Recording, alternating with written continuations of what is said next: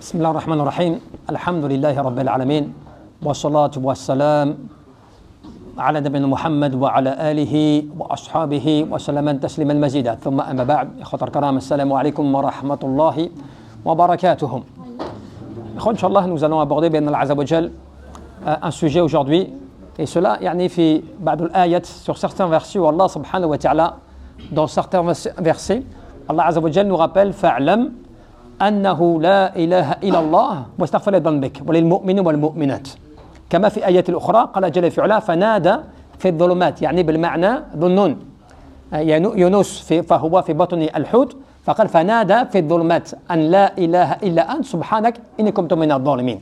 Dans ces deux versets, Allah subhanahu wa ta'ala nous rappelle une chose. Il nous dit fa'lam.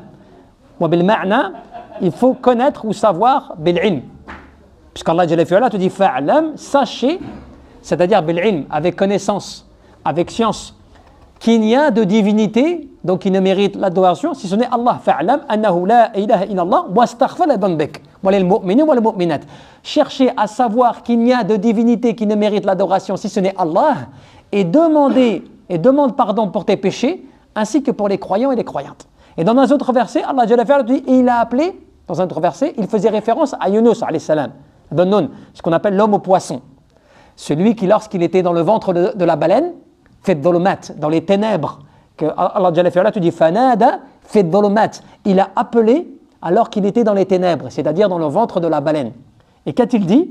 An la ilaha illa ant subhanak inni kuntu minadh dhalimin.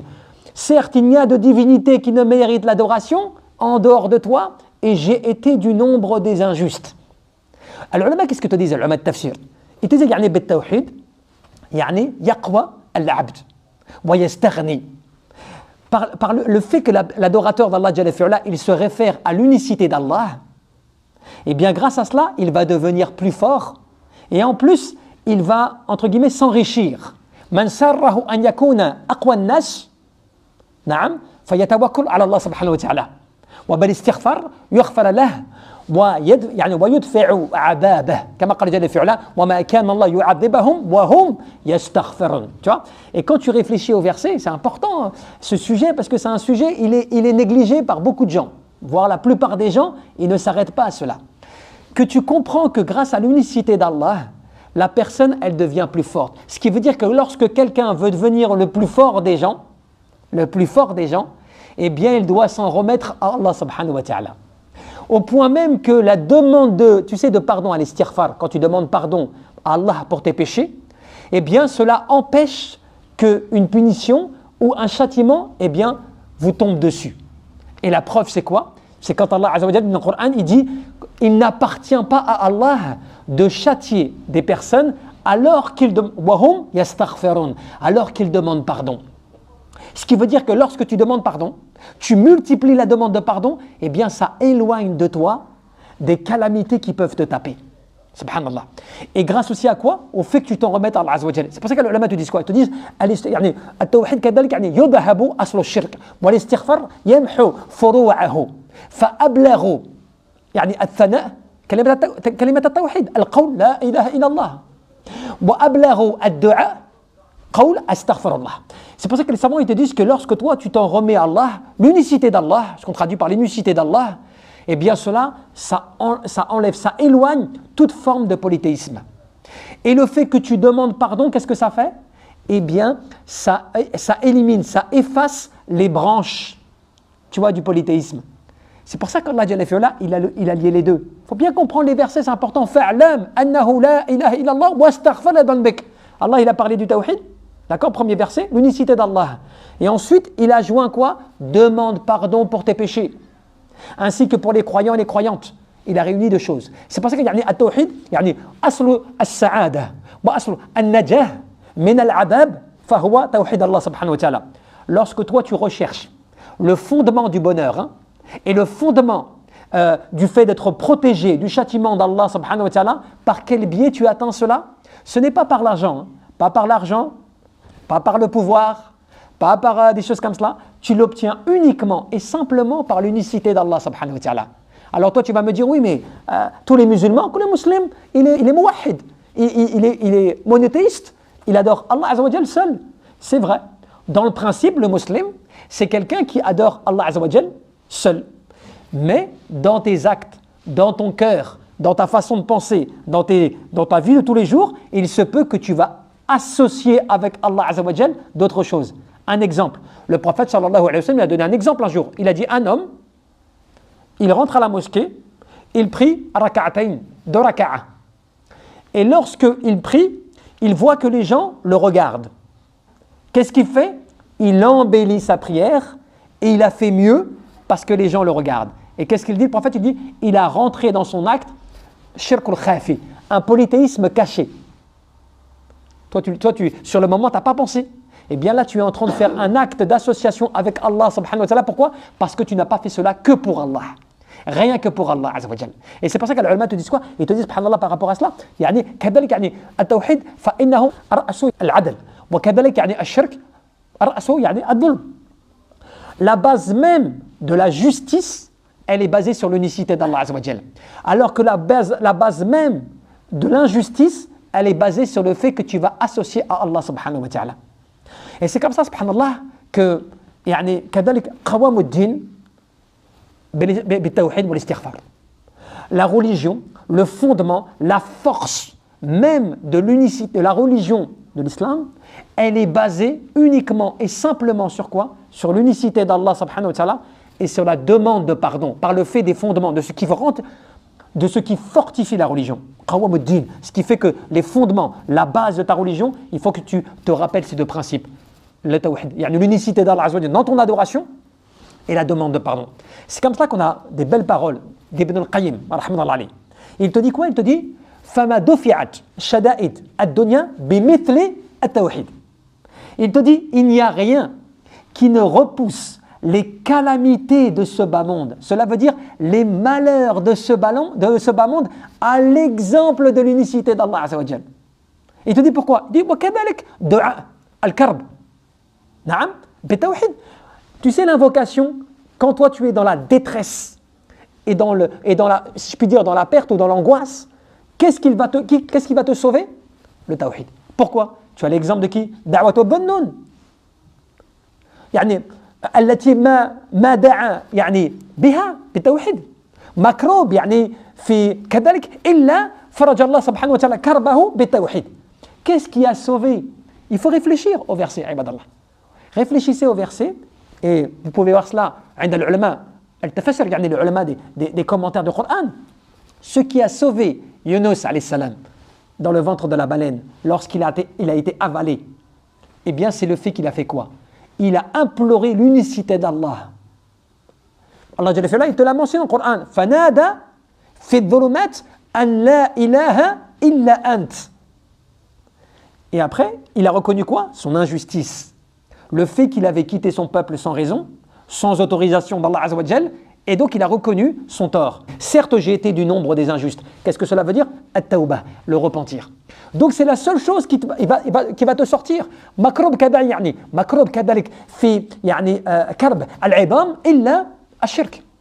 ولا ينجي يعني كذلك يعني فلا يلقي في كرب يعني العظام إلا الشرك ولا ينجي يعني منه إلا التوحيد. Il n'y a rien qui va te faire descendre dans la détresse, dans l'angoisse, dans le désespoir, dans tout cela, si ce n'est le fait que tu vas associer à Allah subhanahu wa ta'ala.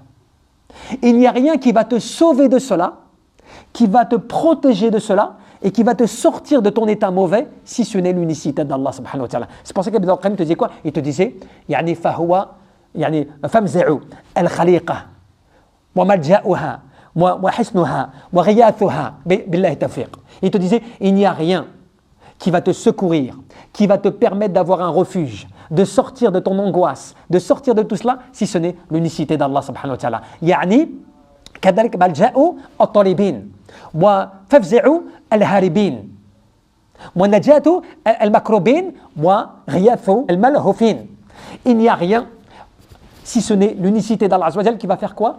Qui va te permettre d'être dans une forme de refuge, qui va te permettre de sortir de la détresse, qui va te permettre de répondre à tes appels quand toi tu as besoin d'Allah Azza wa Jal. Il n'y a rien qui va te sortir de cela si ce n'est lorsque tu vas revenir à Allah dans une adoration pure, seul, sans rien lui associer, subhanallah. Et c'est pour ça, on va aller plus loin encore.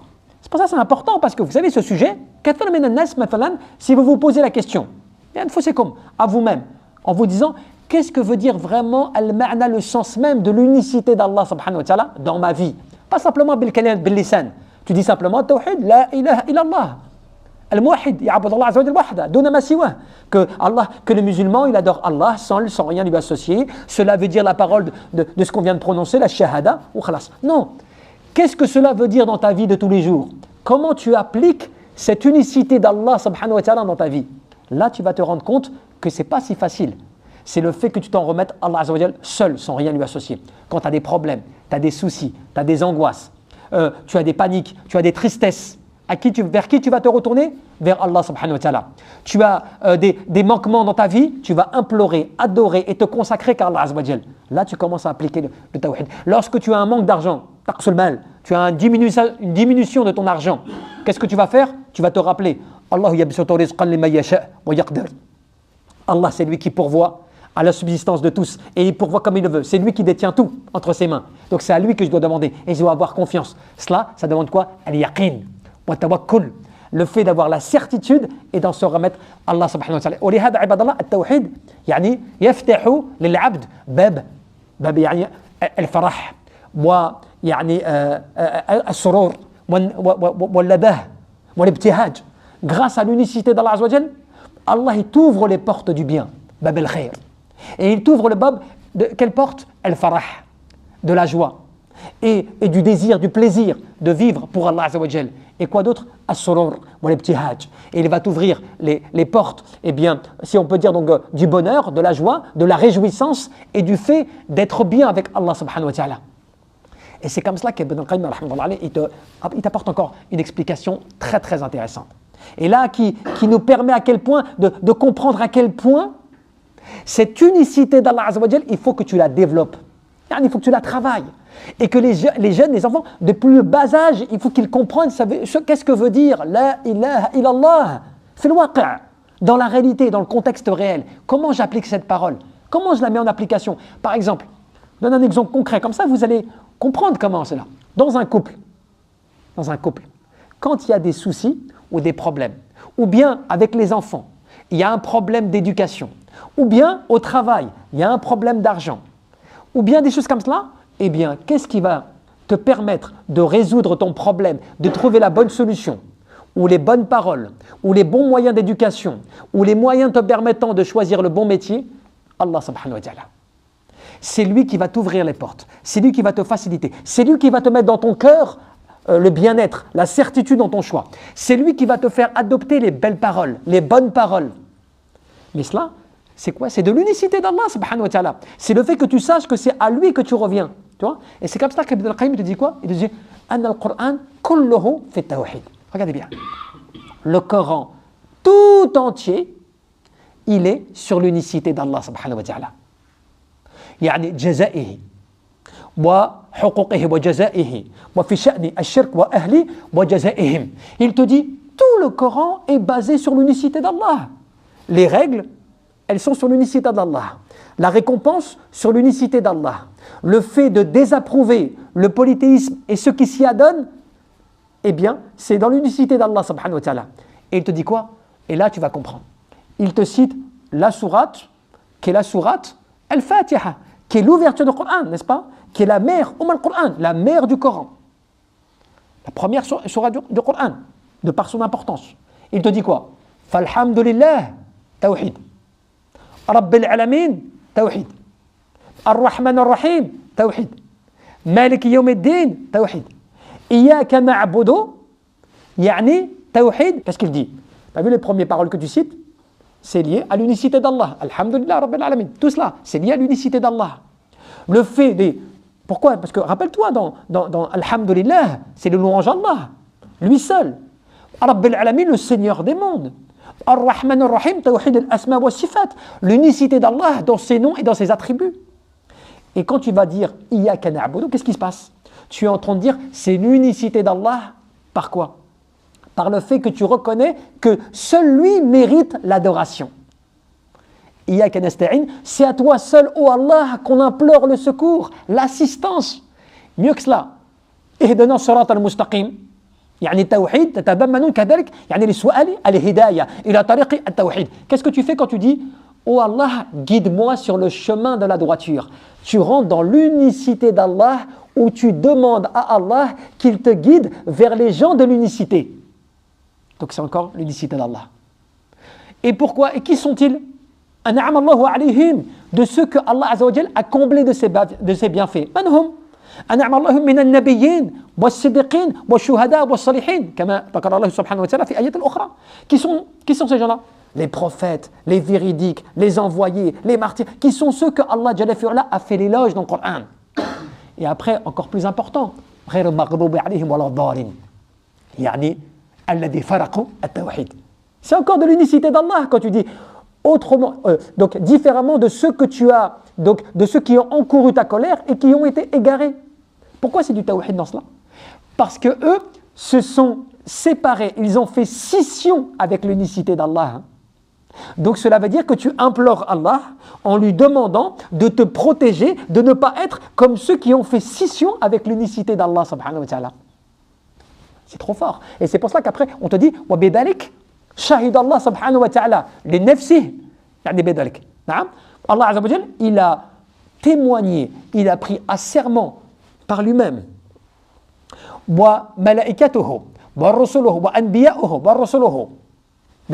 Allah Jalla fi'ala a fait témoigner, regardez bien, dans un autre verset, par lui-même, par ses anges, par ses prophètes, par ses envoyés de cela. Dans quel verset? Shahidallahu annahu la ilaha illa huwa wal malaikatu wa ulul ilm qa'iman bil qist. La ilaha illa huwa al azizul hakim. Inna din 'inda Allah al islam. Dans un verset, Allah Jalla fi'ala te dit Allah prend à témoin. Regardez bien l'importance, la puissance du verset. Allah a pris à témoin, ainsi que ses anges, ainsi que ses prophètes, donc ses envoyés, ses prophètes, qu'il n'y a de divinité qui ne mérite l'adoration si ce n'est Allah. En toute justice, en toute équité, en application, tu vois, vérité, véridique. La ilaha illa huwa, tu vois, et aussi que certes la religion auprès d'Allah est l'islam. Moi, l'islam, encore une fois, al-istislam lillah. C'est quoi? C'est la soumission à Allah subhanahu wa ta'ala, seul, sans rien lui associer. C'est aussi le terme du musulman. Le musulman, c'est le musulman, mais le musulman, dans son terme linguistique, cela veut dire c'est celui qui est soumis à Allah subhanahu wa ta'ala. C'est pour cela que tous les prophètes, Ibrahim alayhi salam, il était musulman. Nuh alayhi salam, musulman. Isa alayhi salam, musulman. D'accord? Yaqub, Yusuf, tous les prophètes, subhanallah, tous les prophètes du début à la fin, ils étaient soumis à Allah subhanahu wa ta'ala, seul Allah azza wa jalla, seul sans rien lui associer. Donc ils étaient musulmans soumis à Allah subhanahu wa ta'ala. C'est pour ça que l'islam a cette puissance de la logique. Cette puissance de la logique pour ceux qui viennent à l'islam, même de ceux qui ne l'étaient pas à la base. Parce que tu comprends que les révélations précédentes ont été révélées afin d'informer un peuple précis, en un temps précis, qu'il n'y a de divinité qui ne mérite l'adoration si ce n'est Allah Azza wa Jal. Et que l'islam est venu confirmer ces révélations précédentes et elle est venue fermer la porte de la révélation parce que les religions précédentes étaient à un moment précis pour un temps précis.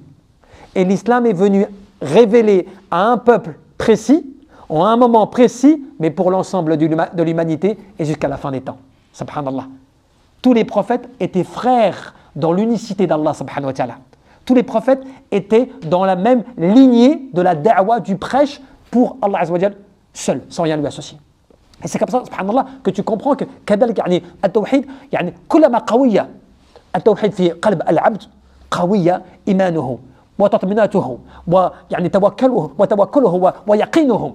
Plus la personne, et c'est important, ibadallah, c'est très important ce sujet. Pourquoi? Parce que plus la personne, elle va augmenter son unicité d'Allah azza wa jal dans son cœur, plus elle va augmenter sa force et sa certitude et sa remise confiance en Allah azza wa jal et sa foi.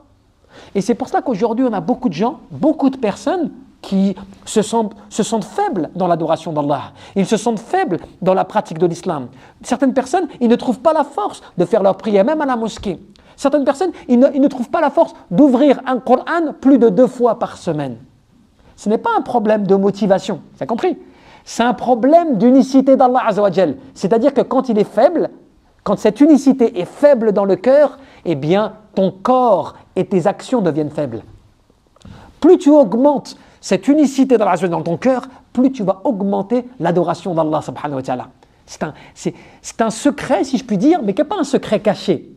C'est un secret qui est à portée de tous, mais que seul Allah Jalla fi'ala, eh bien, fait ou pas comprendre à la personne.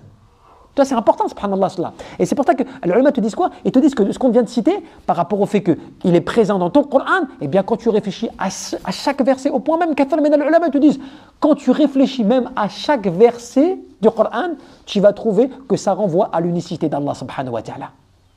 C'est azim. Même, je vais aller même plus loin. Ash-shayatin, wa'idha billah, ash-shayatin. Les satans, d'accord? Ash-shayatin, تظهر كذلك في المواضع التي يخفى يعني فيها أثر التوحيد. Vous savez, les satans, ils ont une apparence plus importante, c'est-à-dire une présence plus importante dans les lieux et dans les endroits qui sont propices, eh bien, au polythéisme. Plus il y a des lieux qui sont éloignés des traces de l'unicité d'Allah Azza wa Jal, plus ils sont présents. Donc cela veut dire que dans ta maison, par exemple, si tu veux en éloigner, qu'est-ce qui l'éloigne? Eh bien, ta lecture du Coran, ton rappel d'Allah subhanahu wa ta'ala, ton adoration d'Allah Azza wa Jal, ça l'éloigne. Parce que tu es en train de faire vivre l'unicité d'Allah Azza wa Jal.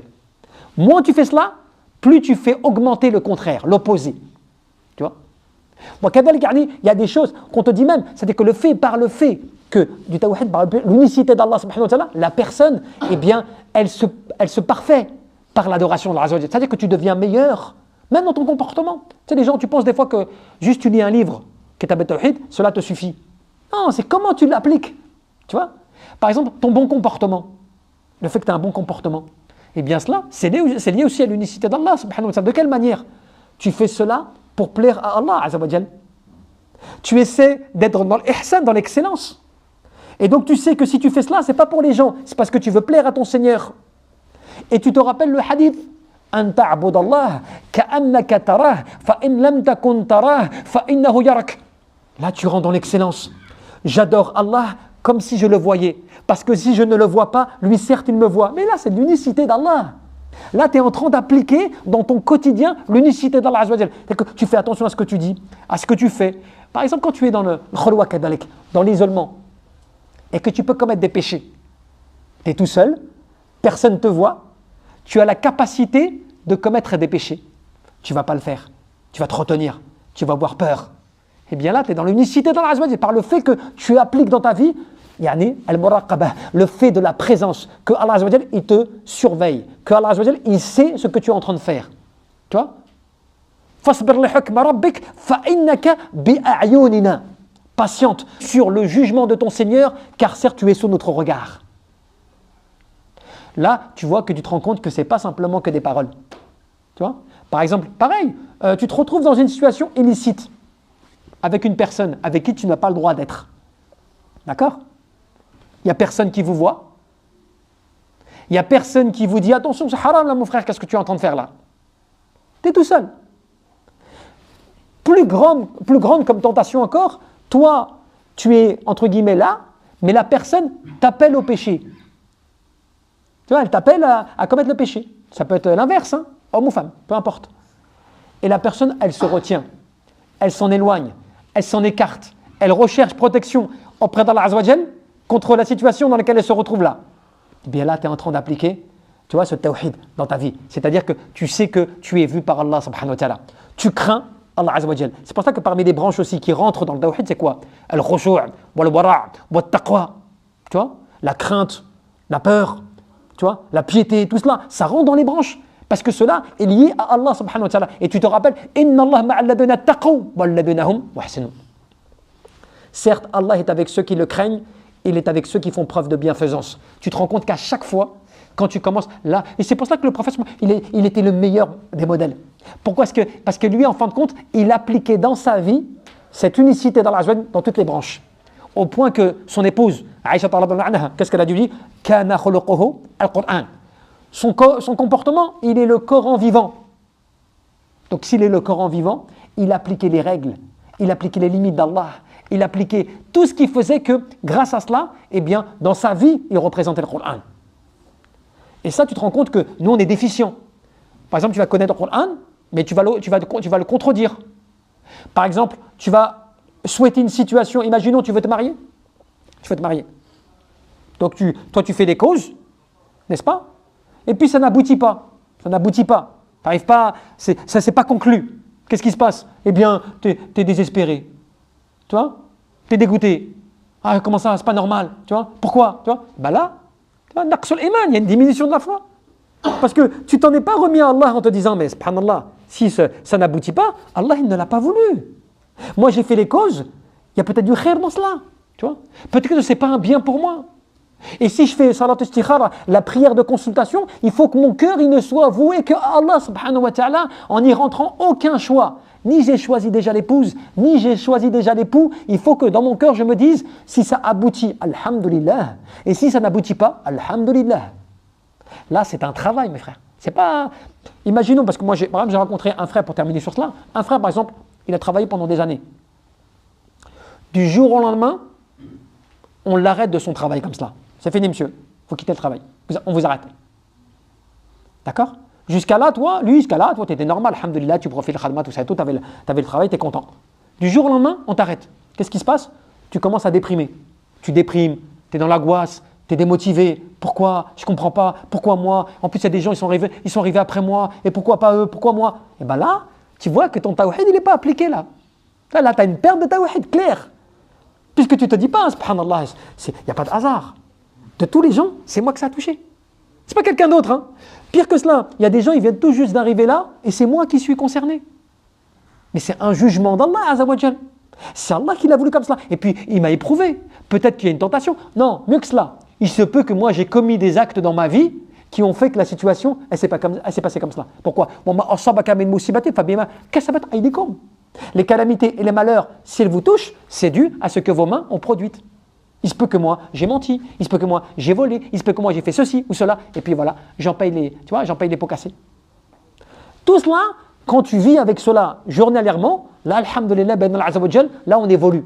Tu vois? Et là, tu te rends compte que c'est pas facile, c'est pas juste des paroles. J'ai shahad, j'ai prononcé la ilaha illallah, alhamdulillah, je suis musulman, c'est bon.